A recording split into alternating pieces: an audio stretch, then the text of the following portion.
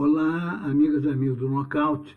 Na manhã desta quarta-feira, a juíza federal Carolina Lebos, da Vara de Execuções Penais de Curitiba, determinou a transferência do Lula da Superintendência da Polícia Federal em Curitiba para alguma prisão no estado de São Paulo. Pouco depois, o juiz coordenador das execuções penais no Tribunal de Justiça de São Paulo escolheu a prisão de Tremembé, que fica a cidade que fica a 150 quilômetros de São Paulo, e cujo aeroporto mais próximo é o de Guarulhos, na Grande São Paulo, o que tornaria a situação do Lula uma situação de isolamento muito maior que aquele verificado em Curitiba, onde ele recebe tantas visitas, inclusive internacionais, inclusive de um emissário do Papa, que isso causa um profundo desgosto ao pessoal da Lava Jato. Essa prisão de Tremembé, entre outras coisas, se destina a presos em regime fechado de cumprimento da pena, também em regime semiaberto de cumprimento da pena. E ela tem também um centro de progressão prisional que viabiliza esse regime semiaberto. O Lula estava para passar por uma progressão de regime do fechado para o semiaberto.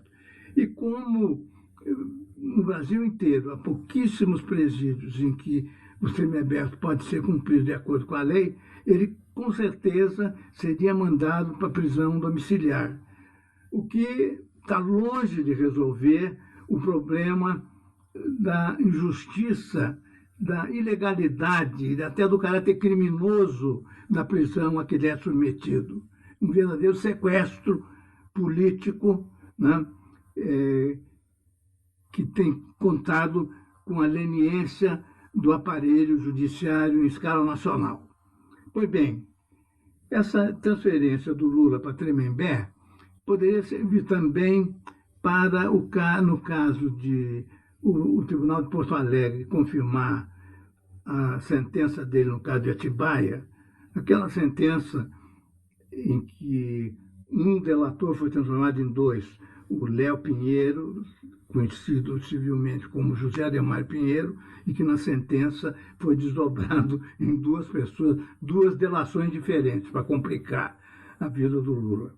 Só que, à tarde, o Supremo Tribunal Federal, que julgava uma outra questão, teve as suas deliberações interrompidas em seguida a uma visita de cerca de 70 parlamentares de vários partidos, deputados e senadores, ao ministro Dias Toffoli, para discutir essa transferência de surpresa decretada pela juíza Lebos.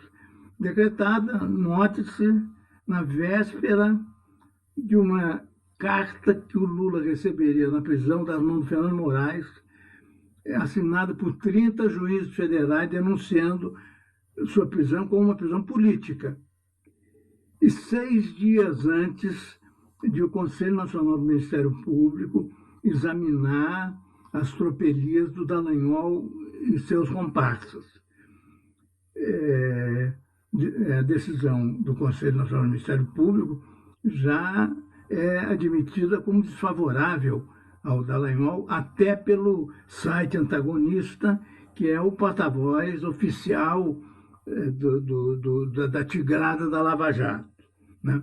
Então, o Supremo, o presidente do Supremo, achou necessário colocar imediatamente em julgamento o pedido de habeas corpus apresentado pela defesa do Lula contra a transferência determinada pela juíza. O ministro Luiz Edson Fachin, como relator dos casos da Lava Jato no Supremo, coube relatar esse pedido, que tinha sido originalmente dirigido ao ministro Gilmar Mendes, que é o relator que estava encarregado do caso que vai ter a sua discussão reaberta, talvez na próxima terça-feira, na reunião semanal da segunda turma do Supremo. O ministro Fachin concedeu o habeas corpus. O ministro Fachin proibiu a transferência do Lula. Ele que sempre decide contra o Lula.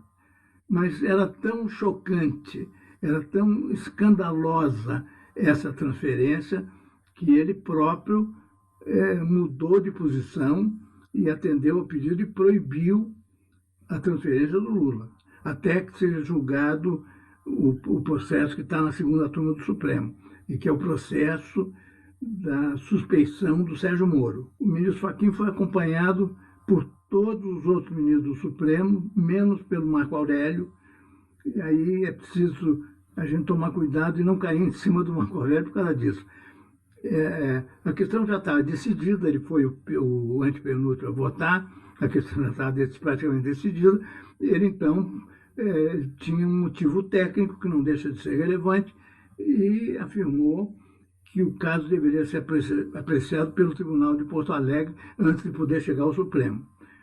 Porque, na verdade, nessa situação caótica em que nós estamos vivendo no Brasil, às vezes é necessário, como foi necessário hoje, como foi necessário nesse momento, recorrer direto ao Supremo, né? Então, por uma razão técnica, o Marco Aurélio foi o único a divergir. Bom, então está suspensa a transferência do Lula. Agora vamos ver o que acontece.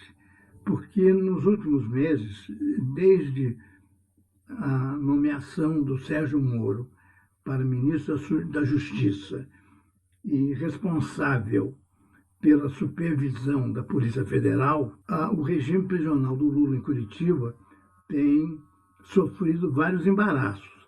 Reduzem o tempo de visita dos advogados, criam um problema aqui, outro problema ali.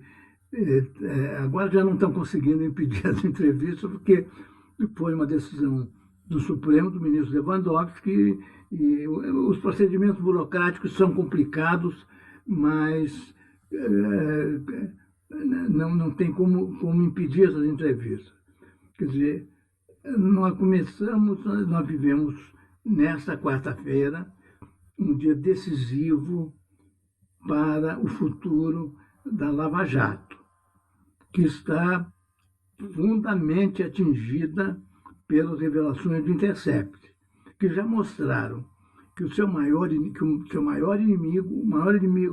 inimigos da Lava Jato são o Sérgio Moro e o Dallagnol, por tudo isso que fizeram ao longo de 5 anos e que o Dallagnol continua a fazer agora, e, de certo modo, o Sérgio Moro também, porque não se pode ter dúvida de que o pedido da Polícia Federal para a juíza determinar a transferência do Lula, esse pedido teve autorização do Sérgio Moro.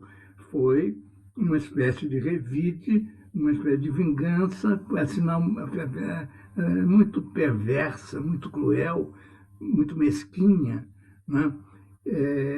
Nessa situação em que eles não estão conseguindo se explicar. E já não dá para dizer que as revelações do internet são falsas, né? O ministro Gilmar Mendes, na véspera dessa coisa toda, dizia que já há condições para o Supremo fazer uma perícia no material todo que está sendo divulgado e confirmar a sua autenticidade. Daí vem, na terça-feira, o julgamento, dois julgamentos na terça-feira. O Conselho Nacional do Ministério Público decide sobre os processos contra o Dallagnol. E a segunda turma do Supremo decide a suspeição do Moro. Então, se a quarta-feira foi muito importante, a próxima terça-feira vai ser muito mais importante ainda.